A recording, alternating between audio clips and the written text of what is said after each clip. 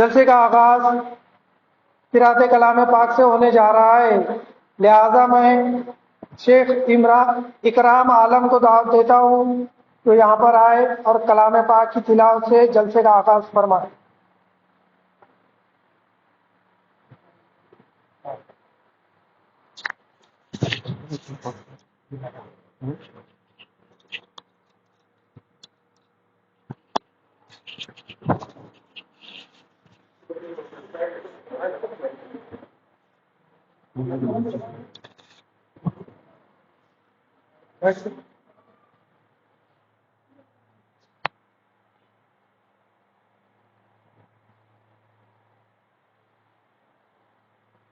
السلام علیکم۔ اعوذ باللہ من الشیطان الرجیم، بسم اللہ الرحمن الرحیم۔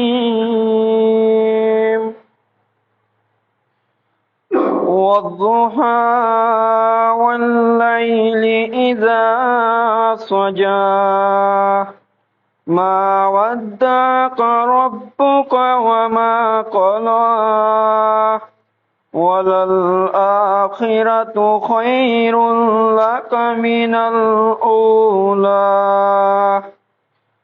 ولسوف يعطيك ربك فترضى ألم يجدك يتيما فآوى ووجدك ضالا فهدى ووجدك عائلا فأغنى فأما اليتيم فلا تقهر وأما السائل فلا تنهر وأما بنعمة ربك فحدث۔ صدق اللہ العظیم۔ السلام علیکم۔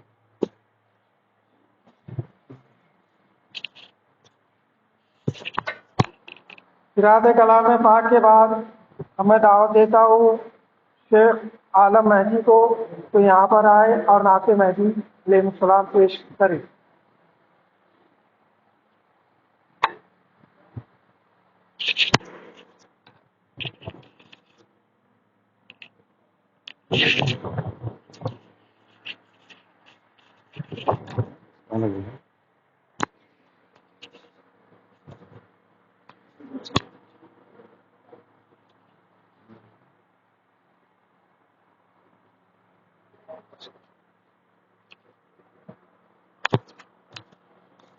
السلام علیکم۔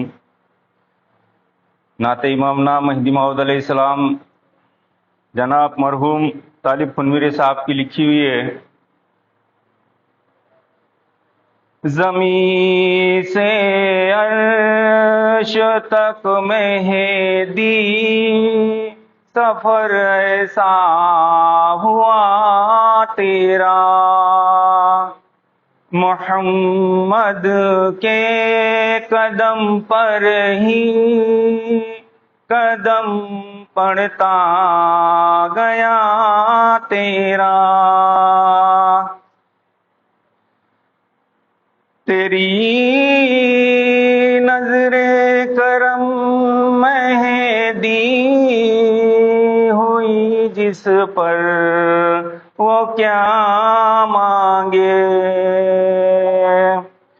تیری نظر کرم مہدی ہوئی جس پر وہ کیا مانگے، زمین تیری فلک تیرا یہ جنت اور خدا تیرا، زمین تیری فلک تیرا یہ جنت اور خدا تیرا ازل سے جس کی قسمت میں بصیرت رب نے لکھا تھا ازل سے جس کی قسمت میں بصیرت رب نے لکھا تھا تجھے دیکھا خدا پایا صدا بن کر رہا تیرا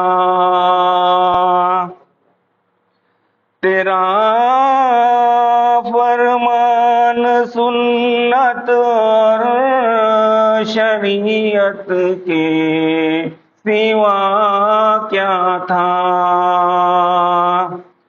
تیرا فرمان سنت اور شریعت کے سوا کیا تھا محمد اور خدا سے ہر گھڑی تھا واسطہ تیرا محمد اور خدا سے ہر گھڑی تھا واسطہ تیرا محمد کی امانت کو امین بن کر لیا تو نے محمد کی امانت کو امین بن کر لیا تو نے امینوں کا امین ہے تو خضر بھی ہے گواہ تیرا امینوں کا امین ہے تو خضر بھی ہے گواہ تیرا خضر نے بھی مہدی کو بے شک یہ کہا ہوگا خضر نے بھی مہدی کو بے شک یہ کہا ہوگا تو آئینہ محمد کا محمد آئینہ تیرا تو آئینہ محمد کا محمد آئینہ تیرا گیا باطل کے حق آیا صدائے غیب تھی ہر سو گیا باطل کے حق آیا صدائے غیب تھی ہر سو کہ جز آمد کی تیرے دے رہا تھا کبریاں تیرا کہ جز آمد کی تیرے دے رہا تھا کبریاں تیرا زمین سے عرش تک مہدی سفر ایسا ہوا تیرا محمد کے قدم پر ہی قدم پڑتا گیا تیرا تو بانٹے دل ہزاروں میں جو مہراج سوئیت تھی تو بانٹے دل ہزاروں میں جو مہراج سوئیت تھی کہ تو مہدی برحق ہے عمل ثابت کیا تیرا کہ تو مہدی برحق ہے عمل ثابت کیا تیرا زمین سے عرش تک مہدی سفر ایسا ہوا تیرا محمد کے قدم پر ہی قدم پڑتا گیا تیرا. 5 اشعار حضرت بندگی شاہ دلاور کی شان میں انشاءاللہ پڑھنے کی کوشش کروں. دیکھ لو تم جو ہم کو نظر بھر شاہ دلاور شاہ دلاور چمکیں گے حتما سب کے مقدر چمکیں گے حتما سب کے مقدر شاہ دلاور شاہ دلاور رانی سلیمہ کی گودی کے پالے رانی سلیمہ کی گودی کے پالے فرزند مہدی کہہ دینے والے فرزند مہدی کہہ دینے والے مقبول مہدی مقبول داور مقبول مہدی مقبول داور شاہ دلاور شاہ دلاور آنکھوں سے دیکھا تم نے خدا کو آنکھوں سے دیکھا تم نے خدا کو سید محمد مہدی پیا کو شان تمہاری اللہ اکبر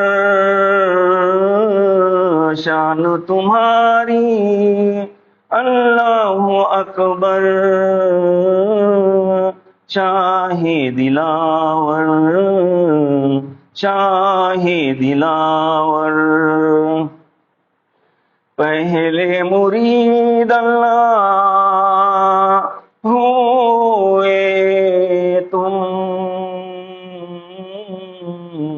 پہلے مرید اللہ ہوئے تم بعد مراد اللہ ہوئے تم دنیا ہتیلی پہ رائی کا دانا دنیا ہتیلی پہ کا دانا ہاتھوں میں کھیلے سارا زمانہ گھومے اشاروں پہ ماں و اختر شاہ دلاور شاہ دلاور آپ کا یہ فیضان تھا واللہ آپ کا یہ فیضان تھا واللہ عالم بنے ہیں عالم باللہ علم کیا سب تم پہ نچھاور علم کیا سب تم پہ نچھاور شاہ دلاور شاہ دلاور. السلام علیکم.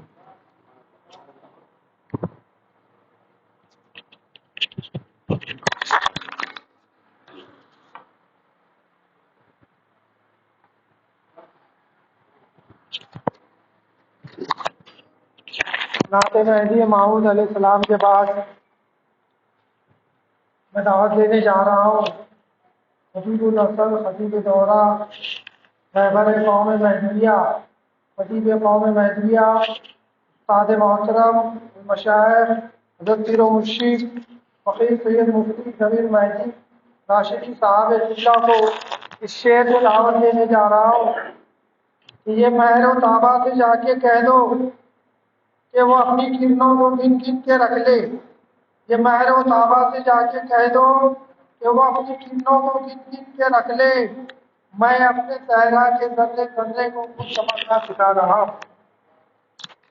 حضرت پیر و مرشد فقیر سید مفتی ضمیر مہدی صاحب.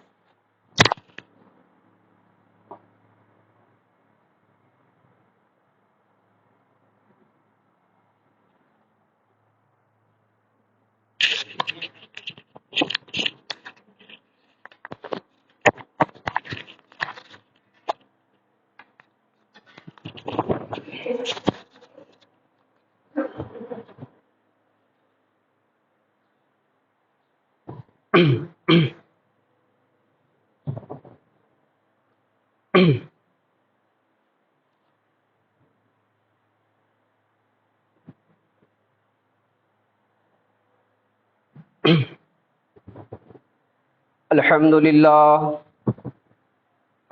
لله نحمده ونستعينه ونستغفره ونؤمن به ونتوكل عليه ونعوذ بالله من شرور أنفسنا ومن سيئات أعمالنا من يهده الله فلا مضل له ومن يضلل فلا هادي له ونشهد أن لا إله إلا الله وحده لا شريك له ونشهد أن سيدنا وسندنا ونبينا وحبيبنا وشفيقنا وشفيعنا ومولانا محمدا عبده ورسوله ونصدق أن محمدا المهدي الموعود خليفة الله قد جاء ومضى صلى الله عليهما وعلى آلهما وأصحابهما وأزواجهما وذرياتهما وبارك وسلم تسليما كثيرا كثيرا.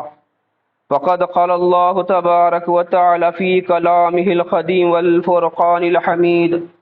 فأعوذ بالله من الشيطان الرجيم. بسم الله الرحمن الرحيم. والعصر إن الإنسان لفي خسر إلا الذين آمنوا وعملوا الصالحات وتواصوا بالحق وتواصوا بالصبر. صدق الله العظيم. أما بعد. قابل قدر و قابل احترام مرشدین اکرام، بزرگان قوم، نوجوان ساتھیوں، پس پردہ خواتین، السلام علیکم ورحمۃ اللہ وبرکاتہ. اس سے پہلے کہ میں اپنی تقریر کو شروع کروں، اس فقیر نے میلاد مہدی کے موقع پر چند اشعار لکھے تھے، آپ کے سامنے وہ اشعار پیش کر رہا ہوں۔ اے خدا تیری رضا میں رضا ہو میری، اے خدا تیری رضا میں رضا ہو میری، میں گنہگار ہوں معاف ہر سزا ہو میری، میں گنہگار ہوں معاف ہر سزا ہو میری۔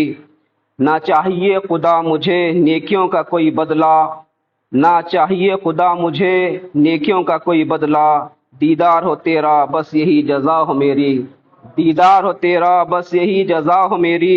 ایک عرصہ دراز سے بستر مرگ پر پڑا ہوں میں، ایک عرصہ دراز سے بستر مرگ پر پڑا ہوں میں، مولا اس حالت میں بھی ہر نماز ادا ہو میری، مولا اس حالت میں بھی ہر نماز ادا ہو میری۔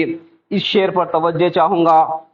کی ہے تصدیق مہدی کی میں نے دل سے، کی ہے تصدیق مہدی کی میں نے دل سے، لوگ اب کفر کہیں اسے تو بار بار خطا ہو میری، لوگ اب کفر کہیں اسے تو یہ خطا بار بار خطا ہو میری۔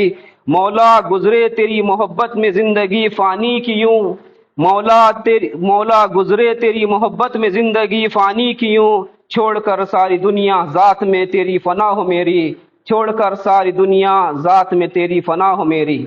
چند اشعار تھے جو میلاد مہدی کے موقع پر فقیر نے لکھے تھے، آپ کا شکریہ۔ جس طرح سے ہم نے آج کی تقریر کا عنوان سورہ عصر کو منتخب کیا اور آپ کے سامنے سورہ عصر کی تلاوت کی، اللہ تبارک و تعالی اس سورہ میں ارشاد فرما رہا ہے والعصر، قسم ہے زمانے کی، پروردگار زمانے کی قسم کھا رہا ہے۔ اور یہ ایک مختصر سورہ ہے لیکن بڑا جامع سورہ ہے۔ اللہ تبارک و تعالی والعصر زمانے کی قسم کھا رہا ہے۔ بہت سے مفسرین نے الگ الگ اس کی تفاسیر کی ہیں، بہت سے شروحات لکھے گئے ہیں۔ امام رازی رحمۃ اللہ علیہ نے اس کی 4 تفسیریں کی ہیں۔ پہلی تفسیر امام رازی رحمہ اللہ فرماتے ہیں کہ والعصر سے مراد مطلقاً زمانہ ہے، یعنی آدم علیہ السلام سے لے کر قیامت تک آنے والا ہر زمانہ، ہر پیریڈ ہے، اللہ تبارک و تعالیٰ اس کی قسم کھا رہا ہے۔ دوسری تفسیر امام رازی رحمہ اللہ فرماتے ہیں والعصر سے مراد عصر کا وقت مراد ہے، یعنی عصر کا جو وقت ہے، عصر سے مغرب تک، یہ مراد ہے۔ اسی لیے ہم مہدویوں کا طریقہ رہا ہے کہ عصر سے مغرب تک ہم ذکر میں بیٹھا کرتے ہیں، کیونکہ قرآن کا حکم ہے قبل طلوع الشمس و قبل غروبها کہ تم اللہ کا ذکر کرو غروب ہونے تک اور طلوع ہونے تک۔ لہٰذا یہ جو ذکر ہے جس کا حکم قرآن نے دیا، اسی لیے خلیفۃ اللہ امام نے فرمایا مذہب ما کتاب اللہ اتباع محمد رسول اللہ، میرا مذہب اللہ کی کتاب اور اللہ کے رسول کی اتباع ہے۔ ہم نے جمعہ میں بھی اس بات کو آپ کے سامنے بیان کیا تھا کہ قرآن کو جہاں تک ہم پڑھتے ہیں اور جہاں تک ہم مہدویت کو سمجھنا چاہتے ہیں تو سب سے پہلے ہم قرآن کو پڑھیں کہ قرآن کیا کہتا ہے۔ لہٰذا تیسرا قول امام رازی کا یہ ہے کہ والعصر سے مراد عصر کی نماز ہے، اس لیے کہ اللہ کے رسول محمد عربی صلی اللہ علیہ وسلم نے ارشاد فرمایا اگر کسی کی عصر کی نماز قضا ہو جائے، اگر کسی کی عصر کی نماز چھوٹ جائے، اتنا افسوس کرے، اتنا افسوس کرو، اتنا اداس ہو جائے، اتنا غمگین ہو جائے، جس طرح سے اس کا اہل و عیال ختم ہو جاتا ہے، اس کا پیسہ مال و دولت ہلاک ہو جاتا ہے، اور جتنا افسوس کرتا ہے عصر کی نماز چھوٹنے پر اتنا افسوس کرے۔ چوتھا قول امام رازی رحمہ اللہ کا یہ ہے، آپ فرماتے ہیں والعصر سے اللہ کے رسول صلی اللہ علیہ وسلم کا زمانہ مراد ہے، اور آپ نے دلیل میں سورہ بلد کی آیت کو پیش کیا لا اقسم بهذا البلد وانت حل بهذا البلد۔ اللہ تبارک و تعالی قرآن کریم میں ارشاد فرما رہا ہے لا اقسم بهذا البلد، اے حبیب ہم اس شہر مکہ کی قسم کھاتے ہیں، ہم شہر مکہ کی قسم اس لیے نہیں کھا رہے ہیں، یہاں پر بیت اللہ ہے، یہاں پر حرم ہے، یہاں پر صفا و مروہ ہے، یہاں پر مزدلفہ ہے، یہاں پر مینا ہے، یہاں پر زمزم ہے، بلکہ ہم اس شہر کی قسم اس لیے کھا رہے ہیں وَأَنْتَ حِلٌّ بِهَذَا الْبَلَدِ، تم اس شہر میں موجود ہو اس لیے ہم قسم کھا رہے ہیں۔ اور امام راضی نے فرمایا عصر سے والعصر سے اللہ کے رسول کا زمانہ مراد ہے، لیکن اگر ہم مطلق زمانے کو مراد لے جس طرح سے امام راضی کا پہلا قول ہے کہ عصر سے مراد آدم سے لے کر قیامت تک آنے والا ہر زمانہ ہے، تو ماننا پڑے گا اللہ تعالیٰ فرما رہا ہے والعصر ان الانسان لفی خسر، کہ یقیناً زمانے کی قسم انسان خسارے میں ہے، انسان نقصان اٹھانے والا ہے۔ کون سا انسان؟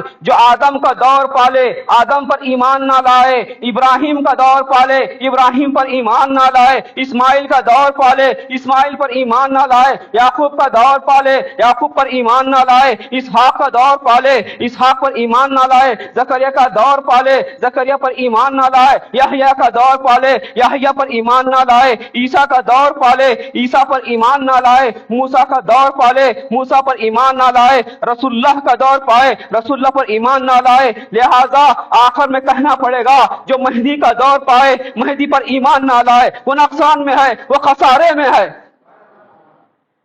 عزیزان محترم، ایمان کیا ہے؟ ایمان کسے کہا جاتا ہے؟ ایمان کا معنی کیا ہے؟ اللہ تبارک و تعالی سورہ بقرہ کی شروع آیات میں مختصر طور پر ایمان کا تعارف کرایا ہے۔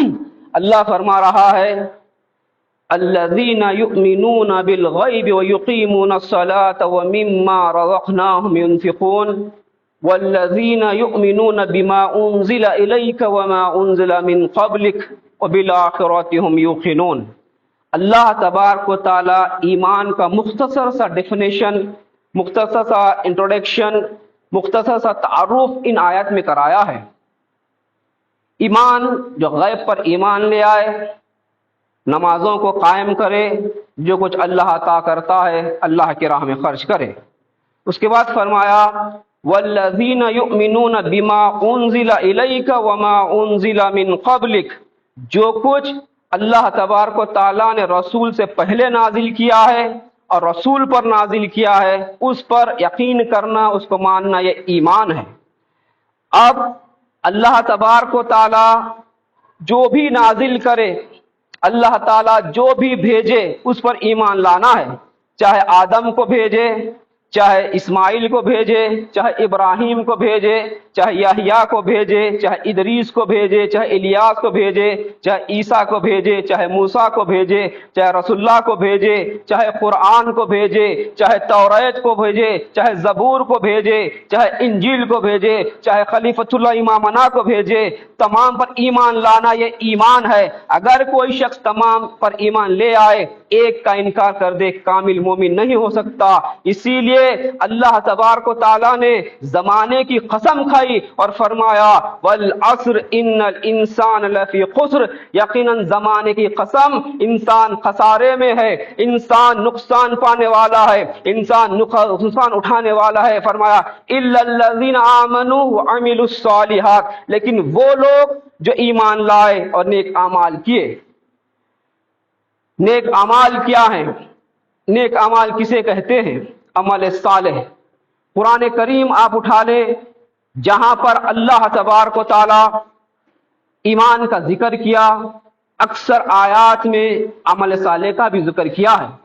سورہ بقرہ میں فرمایا وَبَشِّرِ الَّذِينَ آمَنُوا وَعَمِلُوا الصَّالِحَاتِ أَنَّ لَهُمْ جَنَّاتٍ تَجْرِي مِن تَحْتِهَا الْأَنْهَارُ، کہ حبیب خوشخبری دے دو ان لوگوں کو جو لوگ ایمان لے آئے اور پھر ساتھ نیک اعمال کرتے ہیں، عمل صالح کرتے ہیں، ان کے لیے خوشخبری ہے، جنت ہے جس کے نیچے سے نہریں بہتے ہیں۔ اب سوال یہ ہے کہ عمل صالح کسے کہا جاتا ہے؟ نیک اعمال کیا ہیں؟ ہم نے جمعہ کی نماز میں مختصراً آپ کے سامنے اس بات کو بیان کیا تھا۔ ہم سمجھتے ہیں، ہمارا کانسیپٹ، ہمارا خیال یہ ہے نماز پڑھنا، زکوٰۃ دینا، روزہ رکھنا، حج کرنا، یہ عمل صالح ہے، یقیناً عمل صالح ہے۔ لیکن عمل صالح اسے کہا جاتا ہے جن اعمال کو اللہ قبول کر لے، یہ عمل صالح ہے۔ اگرچہ کہ آپ نماز پڑھیں، روزہ رکھیں، زکات دیں، حج کریں، سب کچھ کر لیں، اللہ اگر قبول نہیں فرماتا یا آپ کے عمل صالح نہیں ہے، میں ایسی نہیں کہہ رہا ہوں بلکہ دلیل موجود ہے، احادیث میں آتا ہے روز محشر ہوگا، اللہ تبارک و تعالیٰ کے سامنے ایک انسان کو، ایک شخص کو پیش کیا جائے گا، اللہ تبارک و تعالیٰ اس شخص سے بیان کرے گا، اس شخص سے پوچھے گا کہ تم نے دنیا میں کیا کیا؟ وہ شخص پلٹ کر کہے گا یا باری تعالیٰ، اے پروردگار عالم، تیرے حبیب کا حکم تھا، تیرے حبیب نے فرمایا تھا من تعلم القرآن وعلمہ خیرکم، تم میں بہتر وہ شخص ہے جو قرآن سیکھتا ہے اور سکھاتا ہے، لہذا میں نے تیرے دین کو سیکھا، تیرے اسلام کو سیکھا، قرآن کو سیکھا، میں نے قرآن پڑھا، قرآن پڑھایا، لہذا میں نے تیرے دین کے لیے اپنی زندگی کو وقف کر دیا۔ اللہ تعالیٰ فرمائے گا تم جھوٹ بول رہے ہو، تم نے اس لیے قرآن پڑھا، اس لیے قرآن پڑھایا تاکہ لوگ تمہیں بہترین قاری کہے، لوگ تمہیں بہترین عالم کہے، لہذا تمہارا کوئی عمل ہمارے پاس قابل قبول نہیں ہے۔ اللہ تبارک و تعالی فرشتوں کو حکم دے گا اے فرشتوں گھسیٹتے ہوئے اسے جہنم میں داخل کر دینا، فرشتے گھسیٹتے ہوئے جہنم میں داخل کر دیں گے، دوسرے شخص کو اللہ کے سامنے پیش کیا جائے گا، اللہ تبارک و تعالی اس شخص سے بیان پوچھے گا کہ بتانا تم نے کیا عمل کیا ہے، ہمارے دربار میں تم کیا لے کر آئے ہو؟ وہ شخص پلٹ کر کہے گا کہ بار الہ تیرا حکم تھا کہ جو اللہ کی راہ میں شہید ہو جائے اسے زندہ کہا جائے گا، لہذا میں نے اپنے آپ کو تیری راہ میں قربان کر دیا، میں تیری راہ میں شہید ہو گیا۔ اللہ تعالیٰ فرمائے گا کہ تم جھوٹ بول رہے ہو، تم اللہ کے لیے نہیں بلکہ دنیا کے لیے کہ لوگ تمہاری تعریف کریں، تمہیں بہادر کہیں، تمہیں بہادر کہیں اور شہید کہیں، اس لیے تم نے دنیا کو دکھانے کے لیے شہادت حاصل کی ہے، لہذا تمہارا بھی عمل ہمارے پاس قابل قبول نہیں ہے۔ فرشتوں کو حکم دیا جائے گا اسے بھی جہنم کی طرف گھسیٹتے ہوئے لے جائیں اور جہنم میں ڈال دیں، اسے بھی جہنم میں ڈال دیا جائے گا۔ تیسرے شخص کو اللہ کے پاس لایا جائے گا، اللہ تبارک و تعالی اس شخص سے پوچھے گا تم نے کیا کیا؟ وہ شخص پلٹ کر کہے گا کہ بار الہ تیرا حکم تھا تو کچھ تو عطا کرتا ہے، مما رزقناہم ينفقون، جو کچھ تو عطا کرتا ہے تیری راہ میں خرچ کرے، لہذا تو نے جو کچھ مجھے عطا کیا میں نے تیری راہ میں خرچ کیا، میں نے غریبوں کی مدد کی، میں نے بیواؤں کی مدد کی، میں نے یتیموں کی مدد کی، میں نے مسکینوں کی مدد کی، میں نے مسافروں کی مدد کی، میں نے ہر ایک کی مدد کی۔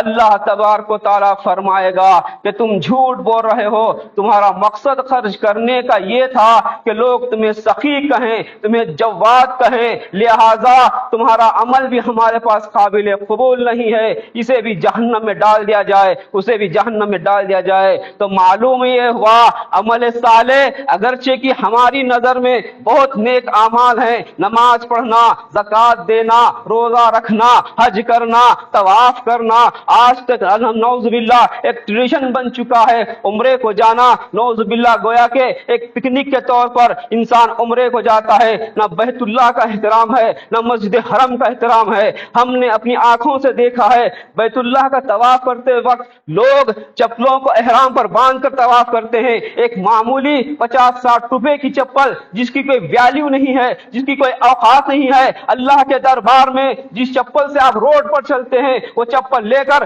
بیت اللہ کا طواف کیا جا رہا ہے، تو آپ بتائیے کہاں پر ایمان باقی ہے، کہاں پر اسلام باقی ہے، کہاں پر الہیت باقی ہے؟ مہدی موعود علیہ السلام نے فرمایا تمہارا ہر عمل اللہ کے لیے ہونی چاہیے، اور خود قرآن کہتا ہے قل ان صلاتی و نسکی و محیای و مماتی للہ رب العالمین، کیا حبیب کہہ دو میری زندگی، میری موت، میری حیاتی، میری قربانی، میری نماز، ہر چیز اللہ تبارک و تعالیٰ کے لیے ہے۔ اللہ تعالیٰ تینوں کو حکم دے گا جہنم میں ڈال دیا جائے، تو معلوم ہوا نیک اعمال وہ ہیں جسے اللہ قبول کر لے، ورنہ انسان کچھ بھی کر لے اللہ اگر قبول نہ کرے گا وہ عمل صالح نہیں ہو سکتے۔ اور آج بڑا افسوس کا مقام ہے،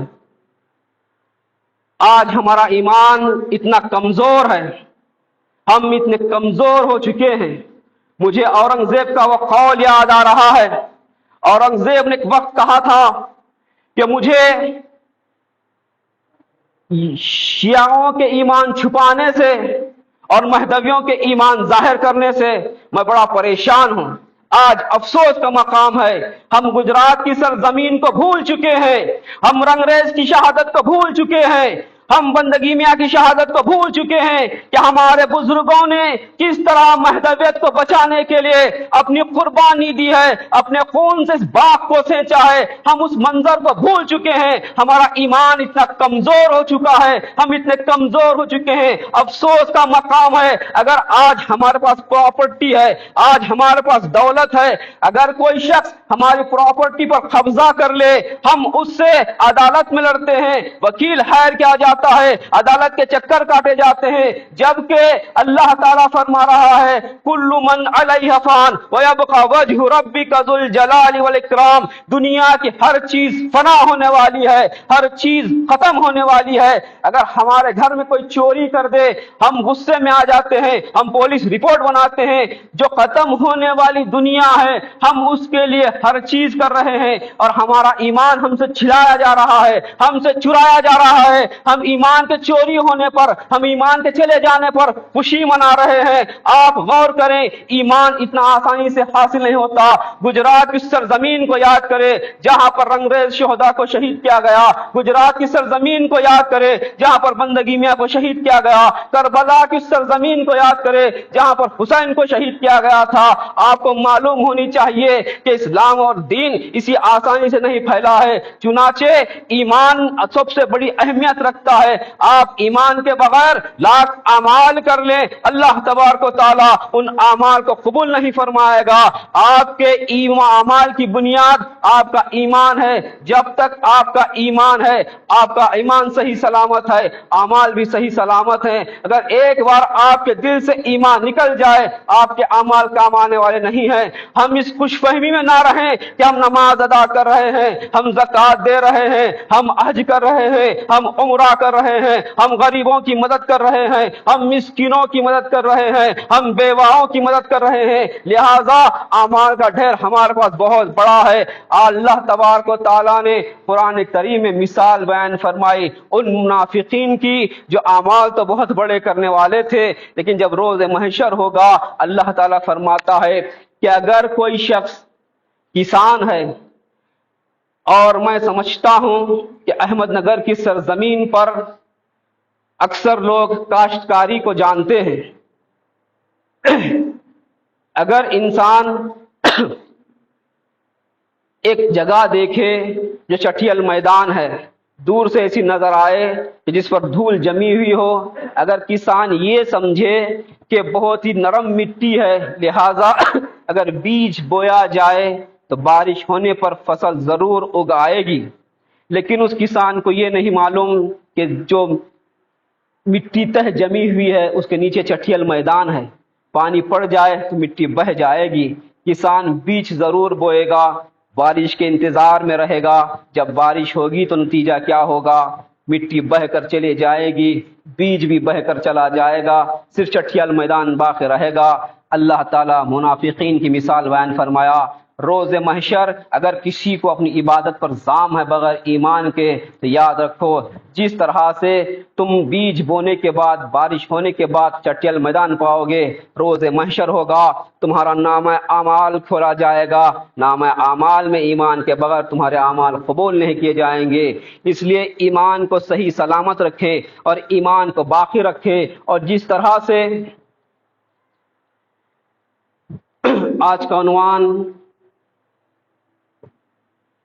علامت قیامت، قیامت کی نشانیاں دیا گیا تھا، ویسے تو قیامت کی بہت علامتیں ہیں، بہت ہی نشانیاں ہیں، اور علماء اکرام قیامت کو دو حصوں میں تقسیم کرتے ہیں، ایک قیامت صغری چھوٹی قیامت، ایک قیامت کبریٰ بڑی قیامت۔ بہرحال قیامت کی بہت نشانیاں ہیں، جس میں سے میں چند آپ کے سامنے بیان کرتا چلوں، کیونکہ وقت کم ہے، تمام علامتوں کو ایک ساتھ بیان نہیں کیا جا سکتا، اس کے لیے ایک مکمل سیریز کی ضرورت ہے۔ چنانچہ احادیث میں آتا ہے کہ قیامت کے قریب اللہ کے رسول صلی اللہ علیہ وسلم نے فرمایا علم اٹھا لیا جائے گا، جہالت بڑھ جائے گی، شراب خوری زیادہ ہوگی، لوگ زنا زیادہ کریں گے اور میوزک کے آلات عام ہو جائیں گے۔ پھر فرمایا لوگ بیوی کی بات زیادہ سنیں گے، ماں کی نافرمانی کریں گے۔ پھر فرمایا لوگ دوستوں کو زیادہ ترجیح دیں گے، باپ کو نظر انداز کر دیں گے۔ پھر فرمایا کہ بعض لوگ وہ ہوں گے جو اپنے سے پہلوں کو غلط کہیں گے۔ آج کوئی شخص مہذبیت کو چھوڑ دیتا ہے تو کہتا ہے کہ ہمارا باپ غلط تھا، ہمارا باپ غلط تھا۔ اللہ کے رسول نے ان لوگوں کی نشاندہی فرما دی اور بتا دیا یہ لوگوں کو جب دیکھو تو قیامت کا انتظار کرنا، قیامت آنے والی ہے۔ وہ لوگ آئیں گے جو اپنے سے پہلوں کو غلط ثابت کریں گے اور کہیں گے کہ وہ لوگ غلط تھے، ہم صحیح ہیں، جبکہ ان کے پاس نہ کوئی علم ہوگا، نہ کوئی سمجھ ہوگی، نہ کچھ ہوگا، نہ کوئی دلیل ہوگی۔ یوٹیوب پر سن لیا، مان لیا، اخبار میں پڑھ لیا، مان لیا، فیس بک پر پڑھ لیا، مان لیا، ٹیلی گرام پر پڑھ لیا، مان لیا، واٹس ایپ پر دیکھ لیا، مان لیا، انسٹاگرام پر پڑھ لیا، مان لیا۔ ان کا ایمان سوشل میڈیا پر ہے، ان کا ایمان قرآن اور احادیث پر نہیں ہے، ان کا ایمان اللہ کے رسول کے قول پر نہیں ہے۔ چنانچہ اللہ کے رسول صلی اللہ علیہ وسلم نے ان نشانیوں کو بیان فرمایا، اور ساتھ ساتھ جہاں پر ایک حدیث آپ ہمیشہ حدیث کو سنتے آتے ہیں جسے حدیث جبرائیل کہا جاتا ہے، آپ نے کئی مرتبہ اس حدیث کو سماعت کیا ہوگا۔ اللہ کے رسول صلی اللہ علیہ وسلم صحابہ کے ساتھ تشریف فرما ہیں۔ ایک شخص سفر کرتا ہوا اللہ کے رسول کے پاس آتا ہے۔ صحابہ نے دیکھا سفید لباس، پراگندہ بال، سفر کی کوئی تکان محسوس نہیں ہوتی، آ کر اللہ کے رسول کے گھٹنوں کو گھٹنے لگا کر بیٹھ جاتا ہے۔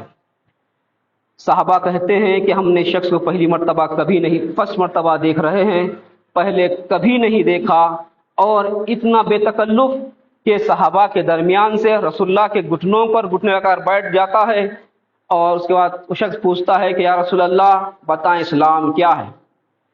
یہ حدیث آپ نے کئی مرتبہ سماعت کیا ہے، لیکن میں ایک نکتہ بیان کرنا چاہتا ہوں، ایک پوائنٹ ہے۔ ویسے تو یہ حدیث میں کئی نکات ہیں، کئی پوائنٹس ہیں، وقت نہیں ہے کہ میں پوری طرح سے وضاحت کر سکوں۔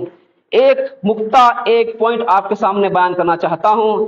جو لوگ آج دین جو پکارتے ہیں ان کے لیے اس حدیث میں ایک سوال ہے۔ وہ شخص اللہ کے رسول کے پاس آتا ہے، پوچھتا ہے کہ اسلام کیا ہے۔ اللہ کے رسول فرماتے ہیں اللہ پر ایمان لے آنا، گواہی دینا کہ اللہ کے سوا کوئی معبود نہیں، اللہ کے رسول محمد رسول صلی اللہ علیہ وسلم اللہ کے رسول ہیں، نماز قائم کرنا، زکوٰۃ دینا، روزہ رکھنا، حج کرنا استطاعت اگر ہو، یہ اسلام ہے۔ وہ شخص کہتا ہے صدقت یا رسول اللہ صلی اللہ علیہ وسلم، آپ نے سچ کہا۔ صحابہ فرماتے ہیں یہ عجیب بات ہے کہ سوال بھی کر رہا ہے اور جواب دینے پر کہہ رہا ہے کہ سچ کہا۔ جب معلوم تھا سچ ہے تو سوال کیوں کیا، اور جب معلوم نہیں تھا تو پھر صدقتہ کیوں کہا؟ لہذا آگے شخص کہتا ہے کہ ایمان کیا ہے۔ اللہ کے رسول فرماتے ہیں اللہ پر ایمان لانا، ملائکہ پر، اللہ کے کتابوں پر، اللہ کے رسولوں پر، آخرت پر، تقدیر پر، ہر خیر شر اللہ کی جانب سے ہے۔ شخص کہتا ہے صدقت یا رسول اللہ، آپ نے سچ کہا۔ صحابہ پھر فرماتے ہیں یہ عجیب بات ہو گئی کہ اللہ کے رسول سوال بھی کر رہا ہے اور جواب پر آپ کہہ رہا کہ آپ سچے بھی ہیں۔ اس کے بعد اللہ کے رسول سے پوچھتا کہ احسان کیا ہے، احسان کسے کہتے ہیں؟ اللہ کے رسول نے فرمایا احسان یہ ہے کہ تم عبادت اللہ کی اس طرح کرو گویا کہ تم اللہ کو دیکھ رہے ہو۔ یہ پوائنٹ غور کرنے کا ہے۔ اللہ کے رسول سے اس نے پوچھا احسان کیا ہے؟ اللہ کے رسول نے فرمایا کہ احسان یہ ہے کہ تم یہ سمجھو عبادت کرتے وقت کہ تم اللہ کو دیکھ رہے ہو۔ اگر تم اتنی استطاعت نہیں ہے، قوت نہیں ہے، تو یہ سمجھو کہ اللہ تمہیں دیکھ رہا ہے۔ اس کے بعد شخص نے کہا کہ یا رسول اللہ قیامت کی علامتیں بیان کرے کہ قیامت کی علامتیں کیا ہیں۔ اللہ کے رسول نے فرمایا جو پوچھنے والا ہے بتانے والا بھی اتنا ہی جانتا ہے۔ اس نے کہا کہ نشانیاں بتائیں۔ اس نے اللہ کے رسول نے فرمایا کہ ننگے لوگ، بھوکے لوگ، جن کے پاس پہننے کے لیے کپڑے نہ ہو، بکریاں چرانے والے، صحرا میں رہنے والے بڑی بڑی بلڈنگیں بنائیں گے اور باندی اپنے آقا کو جنم دے گی۔ میں وضاحت کے ساتھ بیان کرنا نہیں چاہتا، مطلب یہ ہے کہ ایک وقت وہ آئے گا آقا یا باندی اپنے آقا کو جنم دے گی، مطلب یہ ہے کہ ایک وقت وہ آئے گا کہ ماں باپ اولاد سے ڈریں گے، اولاد سے ڈریں گے۔ اور میں یہاں پر رکتے ہوئے ایک واقعہ ذہن میں آیا تو بتانا چاہتا ہوں کہ ماں باپ کا مرتبہ کیا ہے، ماں کا مقام کیا ہے۔ آج اولاد بڑی ہو جائے اور تھوڑا بہت کمانے لگ جائے یا شادی ہو جائے تو ماں کو نظر انداز کر دیتے ہیں۔ ماں کا مقام بیان کر رہا ہوں۔ حضرت علقمہ ایک صحابی ہیں، بیمار، موت قریب ہے لیکن موت نہیں آتی، نہ زبان سے کلمہ جاری ہو رہا ہے نہ موت آ رہی ہے۔ اللہ کے رسول کے صحابہ اللہ کے رسول کے پاس پہنچ عرض کرنے لگے، یا رسول اللہ، علقمہ کی حالت بہت ہی تکلیف دہ ہے، دیکھا نہیں جاتا، نہ علقمہ کے زبان سے کلمہ جاری ہوتا ہے نہ علقمہ کو موت آتی ہے، وہ بے چینی کے عالم میں ہیں، رات بھر دن بھر بے قرار سے تڑپتے ہیں۔ لہٰذا اللہ کے رسول نے فرمایا کہ علقمہ کی ماں زندہ ہے۔ صحابہ نے عرض کیا، ہاں رسول اللہ، علقمہ کی ماں زندہ ہے۔ چنانچہ اللہ کے رسول نے کہا کہ جاؤ علقمہ کی ماں سے کہنا کہ وہ اللہ کے رسول نے یاد کیا ہے، اگر وہ نہیں آ سکتی تو کہنا کہ اللہ کے رسول ان کے پاس پہنچ جائیں گے۔ صحابہ علقمہ کی ماں کے پاس پہنچتے ہیں، اللہ کے رسول کے پیغام کو پہنچایا گیا۔ علقمہ کی ماں لکڑی کو پکڑتے ہوئے، سہارا لیتے ہوئے اللہ کے رسول کے دربار میں پہنچتی ہیں۔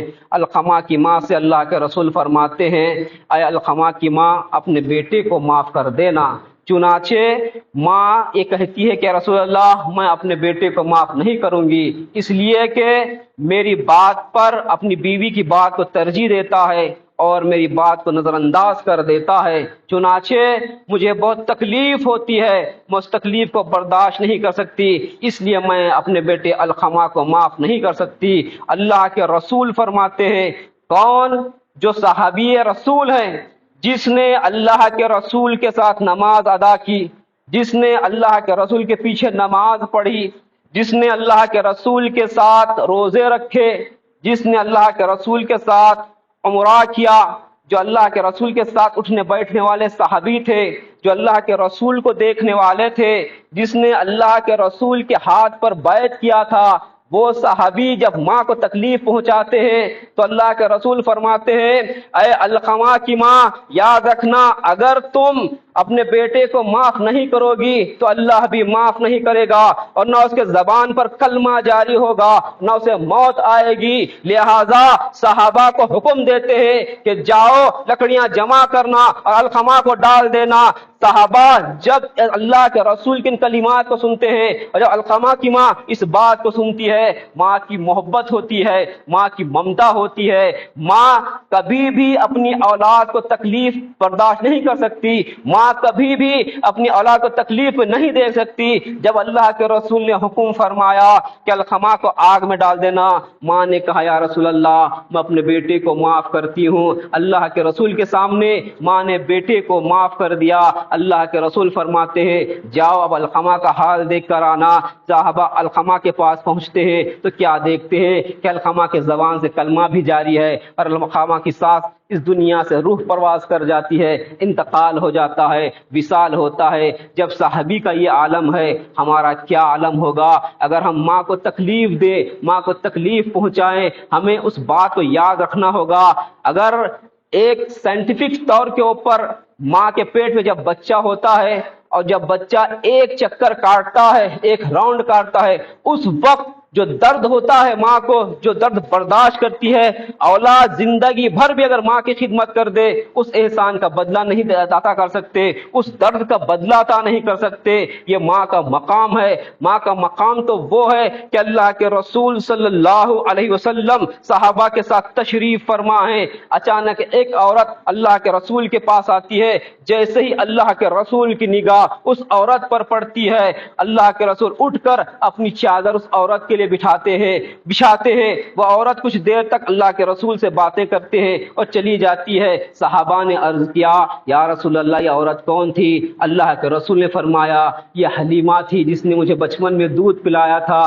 دودھ پلانے والی ماں کا مقام یہ ہے کہ اللہ کے رسول جس کو خدا راضی کر رہا ہے وہ رسول اٹھ کر اپنی چادر بچھاتا ہے، تو وہ ماں جس نے 9 مہینے بیٹے کو اپنی اولاد پیٹ میں رکھا ہوگا اس ماں کا مقام کیا ہوگا اندازہ لگائیے۔ اس لیے نوجوانوں اگر تم دنیا میں ترقی کرنا چاہتے ہو تو یاد رکھو ماں کی دعا میں رہنا، ماں کی بد دعا لگ جائے انسان ترقی نہیں کر پاتا۔ چنانچہ اللہ کے رسول نے فرمایا قیامت کی علامتوں میں سے علامت یہ ہے کہ باندھی آنکھوں کا جنم دے گی، یعنی ماں باپ اولاد سے ڈر کر زندگی گزاریں گے اور ماں باپ کے ساتھ اولاد باندھیوں جیسا سلوک کرے گی، یہ علامت قیامت کی نشانی ہے۔ اس کے بعد اللہ کے رسول فرماتے ہیں، یعنی عمر فرماتے ہیں، یہ حدیث عمر ابن خطاب سے روایت ہے، عمر نے فرمایا وہ شخص چلا گیا، میں کچھ دیر تک اللہ کے رسول کے پاس رہا، اس کے بعد اللہ کے رسول فرمایا یا عمر اتدری من السائل، اے عمر تم جانتے ہو یہ سائل پوچھنے والا کون تھا؟ قلت اللہ ورسولہ عالم، میں نے کہا کہ اللہ اور اللہ کا رسول جانتا ہے۔ اللہ کے رسول نے فرمایا فإنہ جبرائیل اتاکم یعلمکم دینکم۔ یہ پوائنٹ میں آپ کے سامنے بیان کرنا چاہ رہا ہوں۔ آپ نے کئی مرتبہ حدیث کو سنا ہوگا، اللہ کے رسول فرماتے ہیں کہ اے عمر یہ جبرائیل تھے تمہارے پاس آئے تھے تمہیں تمہارا دین سکھانے کے لیے۔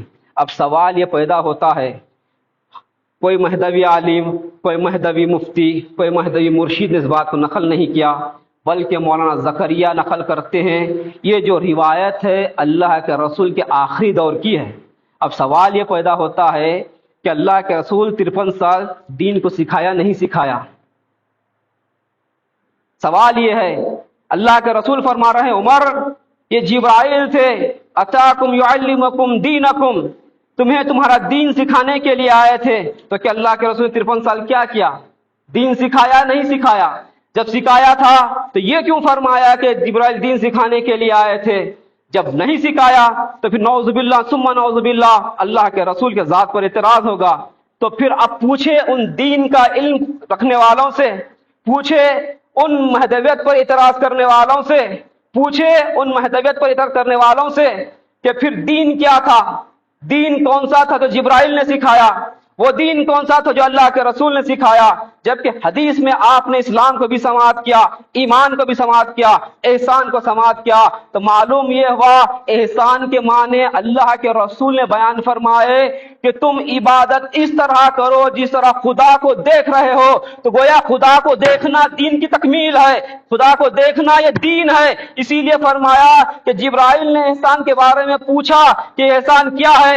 اے لوگو، اے عمر، یہ جبرائیل احسان کی تعلیم دینے کے لیے آئے تھے۔ اللہ تبارک و تعالیٰ نے جبرائیل کے ذریعے احسان کی وضاحت فرما دی اور فرما دیا کہ دیدار خدا کی احسان ہے اور یہی دین ہے۔ اسی کو امامنا مہدی موعود السلام نے طلب دیدار خدا فرض قرار دیا۔ ہمارا مذہب ماں کتاب اللہ اتباع رسول اللہ ہے۔ اگر مہدویت پر کسی کو اعتراض ہے، میں ابھی بھی کہتا ہوں الحمدللہ میرا نمبر موجود ہے۔ میں اگرچہ کہ امریکہ میں رہتا ہوں، یو ایس میں رہتا ہوں، لیکن آج ٹیکنالوجی کا دور ہے، آج سائنس کا دور ہے۔ ہم نے آپ سے پہلے بھی بیان کیا تھا کہ انسان دنیا کے کوئی بھی کونے میں کانٹیکٹ کر سکتا ہے۔ آپ میرا نمبر لے لیں، مجھ سے سوال کریں، انشاءاللہ تعالی آپ کو ہر چیز کا سوال قرآن و حدیث سے ملے گا۔ ہمارا مذہب ماں کتاب اللہ وہ اتباع محمد رسول اللہ ہے۔ اور آج جس طرح سے احادیث کو لے کر ایک عام مسلمانوں کو گمراہ کیا جا رہا ہے کہ مہدی عیسیٰ ایک ساتھ آئیں گے، میں چیلنج کے ساتھ کہہ سکتا ہوں، خدا کی قسم کوئی ایک حدیث بتا دے کہ اللہ کے رسول نے فرمایا ہو عیسیٰ اور مہدی ایک ساتھ ہوں گے، یا پھر یہ بتایا ہو کہ مہدی کے پیچھے ایسا نماز ادا کریں گے۔ ایک بھی حدیث موجود نہیں ہے۔ جہاں پر احادیث موجود ہیں وہاں پر مہدی کا ذکر ہی نہیں ہے۔ آپ کو معلوم ہوگا مسلم شریف کی حدیث نمبر 392 392 حدیث میں موجود ہے، اللہ کے رسول نے فرمایا کیف انتم اذا نزل ابن مریم وفیکم، پہلی حدیث کے الفاظ ہیں وامامکم منکم 392 392، اسی کے ساتھ حدیث کے یہ الفاظ ہیں کہ تمہاری حالت اس وقت کیسے ہوگی جب عیسیٰ ابن مریم آئیں گے، تم میں نازل ہوں گے اور تمہارا امام تم میں موجود ہوگا۔ یہ حدیث۔ دوسری حدیث، حدیث نمبر 393 393، وہی چیپٹر وہی حدیث کے نیچے فرمایا کیف انتم اذا نزل ابن مریم فیکم فامکم، یہ حدیث میں صاف الفاظ موجود ہیں کہ تمہاری حالت اس وقت کیسے ہوگی جب عیسیٰ ابن مریم نازل ہوں گے اور تمہاری امامت فرمائیں گے۔ صاف حدیث کے صاف الفاظ ہیں کہ عیسیٰ تمہاری امامت فرمائیں گے۔ جو پہلی حدیث، حدیث نمبر 392 392 حدیث ہے، اس میں الفاظ ہیں وَإِمَامُكُم مِّنكُم، تمہیں امام ہوگا۔ کہیں بھی اللہ کے رسول نے مہدی کا ذکر نہیں کیا۔ اب سوال یہ ہے کہ اگر ہم شب قدر کی نماز ادا کریں تو لوگ کہتے ہیں کہ ایڈیشن ہے، ایکسٹرا نماز ہے، تو ان سے پوچھیں کہ حدیث میں ایڈیشن کرنے کا کون اجازت دیا؟ حدیث میں اپنے تلفظ سے مہدی کا اضافہ کرنے کا کس نے اجازت دی؟ کہاں سے آپ لا لیے؟ آپ حدیث میں ایڈیشن کریں تو سنت، ہم شب قدر پڑھیں تو بدعت، یہ تو کون سا مذہب، کون سی لاجک ہے آپ سوچ سکتے ہیں۔ لہذا احادیث میں کہیں بھی موجود نہیں ہے کہ عیسیٰ مہدی کے پیچھے نماز پڑھیں گے، کوئی حدیث موجود نہیں۔ مجھے ایک حدیث بتا دے، ضعیف حدیث بتا دے، ضعیف حدیث ایک بھی حدیث موجود نہیں ہے۔ صرف مہدی کے نام سے لوگوں کو گمراہ کیا جا رہا ہے، اور یہ مہدی کا اضافہ 430 ہجری میں کیا گیا ہے۔ اللہ کے رسول کے بعد قریباً 430 سال کے بعد اس کا اضافہ کیا گیا ہے، ایڈیشن کیا گیا ہے اس حدیث میں مہدی کا۔ لہذا ساتھ ساتھ ایک حدیث اور بیان کی جاتی ہے، مشہور حدیث ہے، حضرت ثوبان رضی اللہ تعالیٰ عنہ سے روایت ہے۔ آپ فرماتے ہیں ان ثوبان رضی اللہ تعالیٰ عنہ قال قال رسول اللہ صلی اللہ علیہ وسلم اذا رأيتم الرعيات السوداء قد جاءت من قبل خراسان فأتوها فإن فيها خلیفۃ اللہ المہدی۔ یہ حدیث ہے کہ ثوبان رضی اللہ تعالی عنہ ارشاد فرماتے ہیں کہ اللہ کے رسول نے فرمایا کہ خراسان سے کالی جھنڈیاں نکلیں گے، جب تم دیکھو کالی جھنڈیاں نکلتی ہیں تو اس وقت ان میں داخل ہو جانا، ان میں شریک ہونا، اس لیے کہ اس میں فَإِنَّ فِيهَا خَلِيفَةَ اللَّهِ الْمَهْدِي، اس میں اللہ کا خلیفہ مہدی ہوں گے۔ اس روایت کو امام احمد نے بحیقی نے روایت کیا ہے، اور امام احمد اور بحیقی کے حوالے سے امام مشکات نے بھی اس کو روایت کیا ہے کتاب الفتن میں۔ اس کے بعد امام مشکات نیچے وضاحت لکھتے ہیں، تشریح کرتے اس حدیث کی۔ یہ تشریح جیسا کہ ہم نے اس سے پہلے بھی کہا، کوئی مہدوی مرشد، کوئی مہدوی عالم یا کوئی مہدوی مفتی کی نہیں ہے، بلکہ ان کے علماء ہیں۔ 4 بڑی کتابیں اسماء و رجال کی، الجرح والتعدیل، میزان الاعتدال، پھر اس کے بعد التقریب والتہذیب، پھر آگے تنقیح الروات۔ یہ 4 کتابیں ہیں جس کے بڑے بڑے علماء نے اس حدیث کو نقل کرتے ہوئے لکھا کہ یہ حدیث ضعیف ہے۔ اس حدیث میں علی ابن زید ابن جدعان متکلم فیہ ہے، یہ راوی ضعیف ہے، یہ جھوٹا راوی ہے، اس پر کلام کیا گیا ہے۔ ان ضعیف احادیث کو لے کر لوگوں کو گمراہ کیا جا رہا ہے کہ مہدی عیسیٰ کے ساتھ آئیں گے، خراسان کے جھنڈیوں کے ساتھ آئیں گے، جبکہ ہم غور کریں اللہ تعالیٰ قرآن میں ارشاد فرما رہا ہے لَوْ كَانَ فِيهِمَا آلِهَةٌ إِلَّا اللَّهُ، اگر زمین و آسمان میں اللہ کے علاوہ اور کوئی خدا ہوتا دوسرا خدا ہوتا تو زمین و آسمان میں فساد ہو جاتا۔ جب ایک خدا کے علاوہ دوسرا خدا ہو تو زمین و آسمان میں فساد ہو جا رہا ہے۔ اگر ایک خلیفہ کی جگہ دو خلیفہ ہوں تو زمین کا کیا عالم ہوگا، ہم اندازہ لگا سکتے ہیں۔ ہم سوچیں، اللہ نے ہمیں عقل دی ہے۔ ایک چھوٹی سی بات آپ کے سامنے بیان کرتا ہوں۔ اللہ کے رسول صلی اللہ علیہ وسلم کو پردہ فرما گئے 1400 سال ہو گئے، آج تک امت محمدیہ 1400 سال میں آج تک امت محمدیہ ایک وضو کے طریقے پر متفق نہیں ہے۔ امام شافعی کا وضو الگ، ابو حنیفہ کا وضو الگ، مالک کا وضو الگ، حنبلی کا وضو الگ، ایک وضو پر متفق نہیں ہے تو ایک مہدی کے ذات پر کیسے اتفاق کرے گی؟ لوگ یہ سمجھتے ہیں کہ مہدی آئیں گے ساری دنیا مسلمان ہو جائے گی۔ یہ عقیدہ قرآن کے خلاف ہے، یہ عقیدہ حدیث کے خلاف ہے۔ قرآن کہتا ہے لو شاء اللہ لجمعکم علی الہدی، اللہ تعالیٰ فرما رہا ہے کہ اگر اللہ تعالیٰ جاتا تو تمام کو ایک امت بناتا، ایک ہدایت پر قائم کرتا۔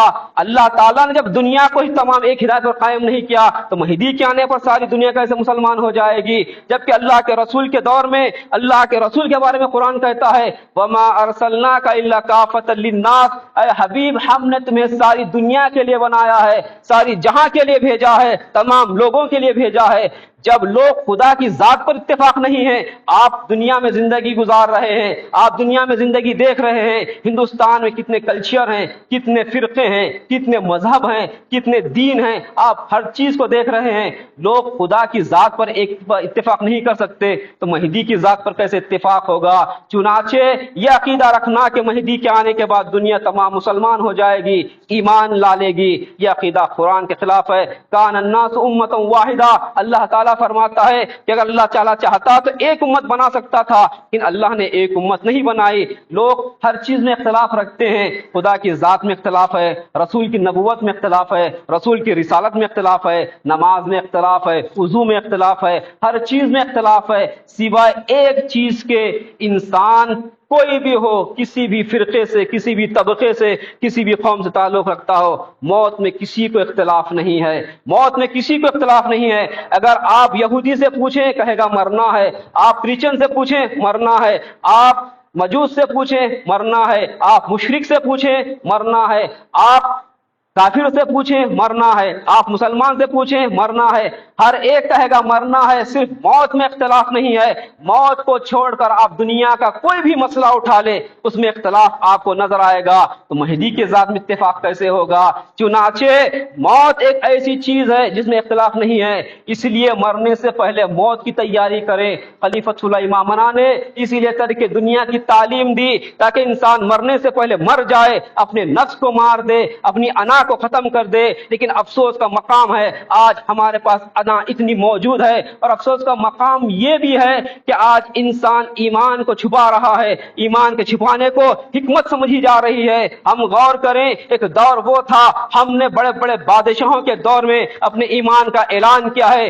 شیخ مصطفیٰ گجراتی رحمۃ اللہ علیہ کے واقعے کو دیکھیں، اکبر کے دور میں جنہوں نے ڈنکے کی چوٹ پر اپنے ایمان کا اعلان کیا تھا، ہم نے کبھی بھی ایمان کو نہیں چھپایا، ہم نے اپنے ایمان کا اعلان کیا ہے۔ اور یاد رکھیں مرنے کے بعد ایمان کام آنے والا ہے، یہی چیز ہے۔ اور اللہ کے رسول صلی اللہ علیہ وسلم نے جہاں پر علامت قیامت بیان کی ہیں، آپ کو کبریٰ کی علامت میں آپ کے سامنے بیان کرتا چلوں۔ ایک مرتبہ حذیفہ ابن اسید غفاری رضی اللہ تعالیٰ عنہ صحابہ کے ساتھ بیٹھے ہوئے ہیں، ذکر چل رہا ہے قیامت کا۔ اللہ کے رسول تشریف لے آتے ہیں اور فرمایا اے حذیفہ کیا کر رہے ہو؟ حذیفہ نے فرمایا رسول اللہ ہم قیامت کا تذکرہ کر رہے ہیں، ہم قیامت کی باتیں کر رہے ہیں۔ اللہ کے رسول نے فرمایا قیامت جب تک تم 10 علامتیں نہ دیکھ لو جب تک قیامت نہیں آئے گی۔ 10 علامتیں بیان فرمایا، سب سے پہلے دھواں، ایک دھواں نکلے گا، پھر آپ نے فرمایا دجال نکلے گا، نمبر 3 آپ نے فرمایا دابۃ الارض، ایک زمین کا جانور نکلے گا، پھر فرمایا 4تھی علامت سورج مغرب سے نکلے گا، پھر فرمایا 5ویں علامت عیسیٰ ابن مریم آئیں گے۔ پھر چھٹی علامت فرمائی یاجوج ماجوج آئیں گے۔ پھر فرمایا 3 جگہ زمین دھسے گی۔ 7ویں علامت مشرق میں زمین دھس جائے گی، 8ویں علامت مغرب میں زمین دھس جائے گی، 9ویں علامت جزیرۃ العرب میں زمین دھس جائے گی، 10ویں علامت یمن سے ایک آگ نکلے گی۔ اور آپ کو یہ بھی تعجب ہوگا سن کر، احادیث میں یمن کی جگہ بعض مرتبہ حجاز کا ورڈ آیا ہے، حجاز کا لفظ آیا ہے مدینہ منورہ۔ امام نووی رحمہ اللہ جنہوں نے مسلم شریف کی تشریح کی ہے، وضاحت کی ہے، امام نووی فرماتے ہیں کہ آگ کا نکلنا 654 ہجری میں ہو چکا ہے۔ میں حوالہ امام نووی کا دے رہا ہوں، جس کو امام مشکات نے نقل کیا ہے، کتاب الفتن جائیں، آپ مشکات پڑھیں۔ امام نووی نے کہا کہ آگ کا نکلنا 654 ہجری میں ہو چکا ہے، اور جنہوں نے اس آگ کو دیکھا ہے اس میں مدینے کے لوگ بھی موجود تھے، وہ خوب اچھی طرح جانتے ہیں اس آگ کو۔ مطلب بیان کرنا یہ ہے کہ ان 10 علامتوں میں اللہ کے رسول نے کہیں بھی مہدی کا ذکر نہیں کیا۔ اگر اتنا امپورٹنٹ ہوتا، اتنا ضروری ہوتا، اور مہدی عیسیٰ کے پیچھے یا عیسیٰ مہدی کے پیچھے نماز پڑھتے، تو اللہ کے رسول اس حدیث میں اس علامت کو بیان ضرور کرتے۔ کوئی بھی ایسی حدیث موجود نہیں ہے۔ میں ابھی بھی آپ کے سامنے کہہ رہا ہوں کہ کوئی ایسی حدیث موجود نہیں ہے۔ اس لیے آپ اپنے ایمان کو مضبوط رکھیں، آپ اپنے ایمان پر قائم رکھیں۔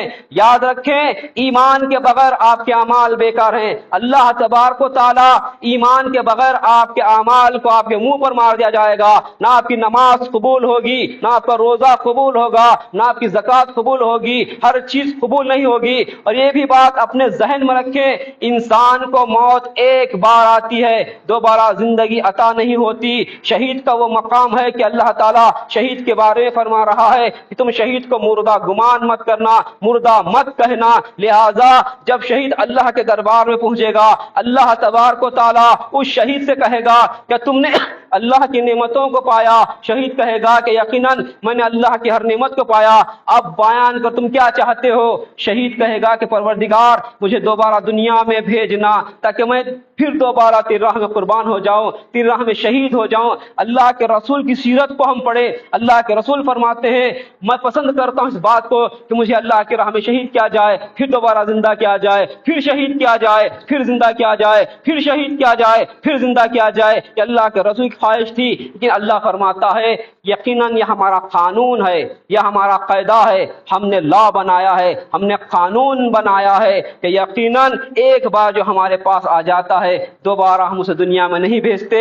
تو موت ایک بار آتی ہے اور ایمان ایک بار ملتا ہے۔ اپنے ایمان کو سنبھالے، اور میں خاص کر عورتوں سے گزارش کرتا ہوں کہ عورتیں اپنے بچوں کی تربیت اس طرح کریں کہ بچے بھی آگے چل کر مہدویت پر قربان ہونے کے لیے تیار ہو جائیں، اپنے ایمان پر باقی و سلامت رکھیں۔ چنانچہ اللہ تبارک و تعالیٰ نے قرآن کریم میں ارشاد فرمایا والعصر ان الانسان لفی خسر، یقیناً زمانے کی قسم انسان خسارے میں ہے۔ دوسری اہم چیز ہم غور کریں کہ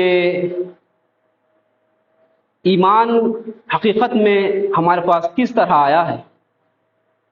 کیا ہم نے ایمان کے لیے کوئی محنت کی ہے؟ کیا ہم نے ایمان کے لیے کوئی جد و جہد کی ہے؟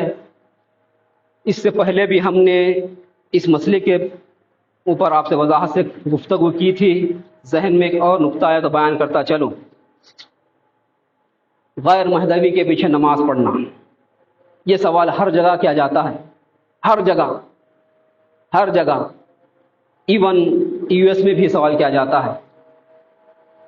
Canada, England, Australia, New Zealand, Switzerland, India, Pakistan, جہاں مہدوی بستے ہیں ہر جگہ سوال کیا جاتا ہے۔ ایک قاعدہ اور قانون یاد رکھیں، شریعت نہ ہمارے گھر کی ہے نہ آپ کے گھر کی ہے، شریعت اللہ کے رسول کی۔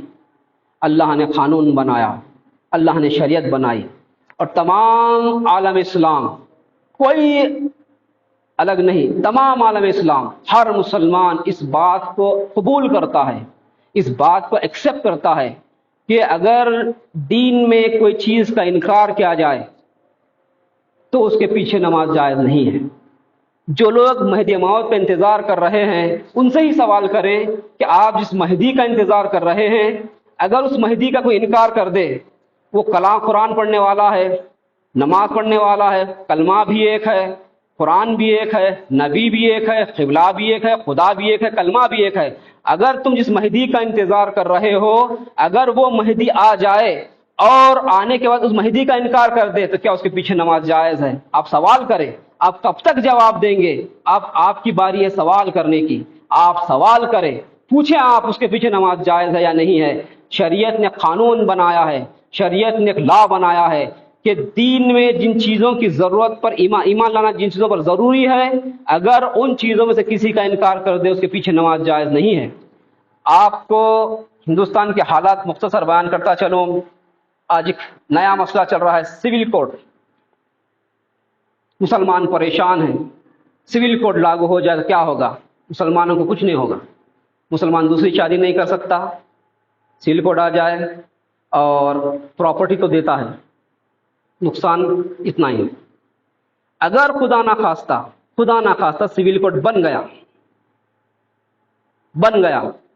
مسلمان دوسری شادی کرنا چاہ رہا ہے، آپ کو قانوناً شادی کی اجازت نہیں ہے، آپ کہیں گے کہ قرآن نے 4 شادی کی اجازت دی ہے لہذا میں 4 شادی کروں گا، میں دوسری شادی کروں گا۔ آپ نے دوسری شادی کی، کیا قانون اس شادی کو مانے گا؟ سول کوڈ کے تحت کیا قانون شادی کو مانے گا؟ آپ اپنے حد تک وہ آپ کی بیوی ہے، شریعتاً آپ کی بیوی ہے، آپ اسے بیوی کہہ رہے ہیں، وہ آپ کو شوہر کہہ رہی ہے، لیکن قانونی طور پر وہ آپ کی بیوی نہیں ہے۔ قانون یہی کہے گا کہ یہ قانونی طور پہ بیوی نہیں ہے۔ اسی طرح اسلام نے ایک شریعت بنائی ہے، ایک قانون بنایا ہے، جو شخص دین میں جن چیزوں پر ایمان لانا ضروری ہے ان چیزوں میں سے کسی کا انکار کر دے اس کے پیچھے نماز جائز نہیں ہے۔ آپ نماز پڑھ رہے ہیں، آپ پڑھ لو، آپ پڑھ رہے ہیں، لیکن اللہ فرمائے گا یہ ہمارا قانون نہیں تھا، آپ نے پڑھ لیا، آپ پڑھ لیا، آپ کی مرضی، ہمارا قانون نہیں تھا۔ جس طرح سے سول کوڈ آپ کی سیکنڈ میرج کو قبول نہیں کرتا اسی طرح اللہ تعالیٰ کی نماز کو قبول نہیں کرے گا کہ ہمارا قانون نہیں ہے۔ چنانچہ اپنے ایمان پر قائم رہیں، اپنے ایمان کو مضبوط کریں، ایمان آخرت میں کام آنے والا ہے۔ دنیا کی گمراہی میں، دنیا کے رنگ رلیوں میں ان لوگوں سے جن کے پاس نہ کوئی علم ہو، نہ کوئی کتاب ہو، نہ کوئی حدیث کا ترجمہ جانتے ہو، نہ قرآن پڑھ سکتے ہیں، نہ ترجمہ کر سکتے ہیں، ان لوگوں کے بہکاوے میں آ کر اپنے ایمان کو خراب نہ کریں ورنہ ایمان خراب ہو جائے گا۔ جس طرح اللہ فرما رہا ہے والعصر ان الانسان لفی خسر الا الذین آمنوا وعملوا الصالحات، یقیناً زمانے کی قسم انسان خسارے میں ہے سوائے وہ لوگ جو ایمان لائے اور نیک عمل کیے۔ اللہ سے دعا کرتا ہوں کہ اللہ تعالیٰ ہم سب کو خاتمہ بالخیر عطا فرمائے، ایمان پر خاتمہ عطا فرمائے۔ اللہ تعالیٰ سے دعا اللہ تعالیٰ ہماری عبادتوں کو قبول عطا فرمائے۔ اللہ سے دعا کہ اللہ تعالیٰ ہمارے ایمان کو مضبوط رکھے، گمراہی سے ہمیں بچائے۔ اللہ سے دعا کہ اللہ تعالیٰ ہمارا دیدار عطا فرمائے اور اپنے فضل و کرم سے رسول مہدی کے وسیلے سے، اہل بیت کے وسیلے سے اللہ تبارک و تعالیٰ ہماری دعا قبول عطا فرمائے۔ آمین ثم آمین۔ وما علینا الا البلاغ۔ میں آپ تمام کا شکریہ ادا کرتا ہوں کہ آپ نے بڑی توجہ کے ساتھ اس فقیر کی تقریر کو سماعت کیا، اور میں یہ امید کرتا ہوں کہ آپ اپنے اولاد کی تربیت بھی ایمان پر کریں گے اور اولاد کو تعلیم دیں گے کہ ہم ایمان ہمارے لیے کتنا امپورٹنٹ ہے، مہدی پر ایمان رکھنا ہمارے لیے کتنا ضروری ہے۔ وما علینا الا البلاغ۔ شکریہ۔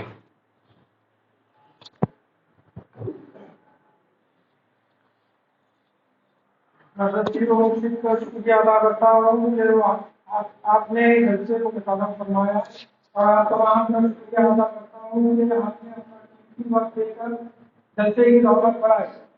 ابھی جلسے کا اختتام ہونے جا رہا ہے اور ابھی کچھ لوگوں میں شرعی اذان ہوگی، اذان دے دو، نماز 9 بجے پڑھ لیں گے، اور بعد اذان فوراً جماعت کھڑی ہو